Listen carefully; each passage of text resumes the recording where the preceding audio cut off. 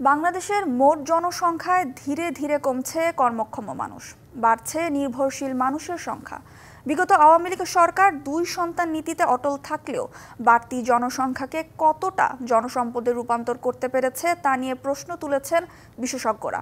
অনেকের মতে প্রয়োজনীয় নীতি ও প্রাতিষ্ঠানিক দুর্বলতায় দক্ষ ও কর্মক্ষম জনগোষ্ঠী গড়ে তোলা সম্ভব হয়নি।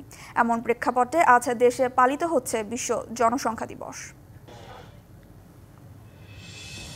একটি দেশের 15 থেকে 64 বছর বয়সী জনগোষ্ঠীকে কর্মক্ষম জনগোষ্ঠী ধরা হয়। বাংলাদেশ পরিসংখ্যান ব্যুরোর জনশুমারি ও গৃহগণনা 2022-এর সবশেষ তথ্য বলছে, দেশে এখন মোট জনসংখ্যা 17,35,20,000। কর্মক্ষম মানুষের সংখ্যা নির্ভরশীল মানুষের চেয়ে বেশি হওয়ায় বাংলাদেশ এখন জনমিতিক সুবিধার কাল পার করছে বলে মনে করছেন বিশেষজ্ঞরা।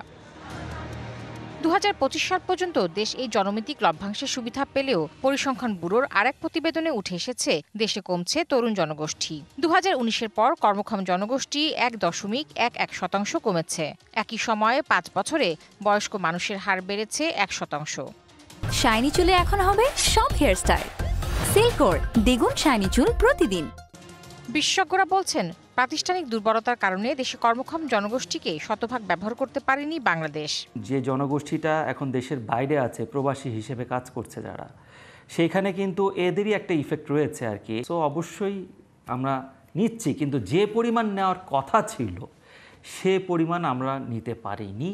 আমাদের পিছনে বিভিন্ন রকমের প্রাতিষ্ঠানিক দুর্বলতা আছে, কিছু পলিসি লেভেলের দুর্বলতা আছে, যে কারণে আমরা সেই লেভেলের অর্জন করতে পারিনি।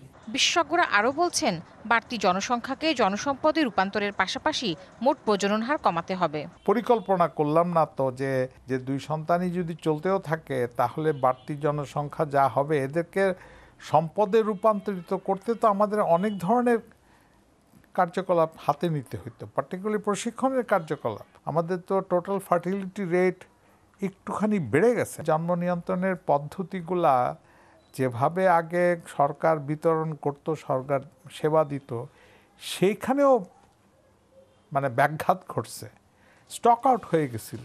জনমিতির এই সুবিধা পেতে দ্রুত প্রয়োজনীয় পদক্ষেপ নেওয়ার পরামর্শ তাদের।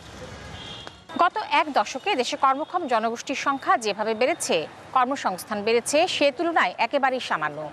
বিশেষজ্ঞদের আশঙ্কা, দেশে যথেষ্ট কাজের সুযোগ তৈরি না হলে এই কর্মক্ষম জনগোষ্ঠী দায়ী হয়ে উঠতে পারে রাষ্ট্রের জন্য। Tahsina Jesy, DBC news, Dhaka.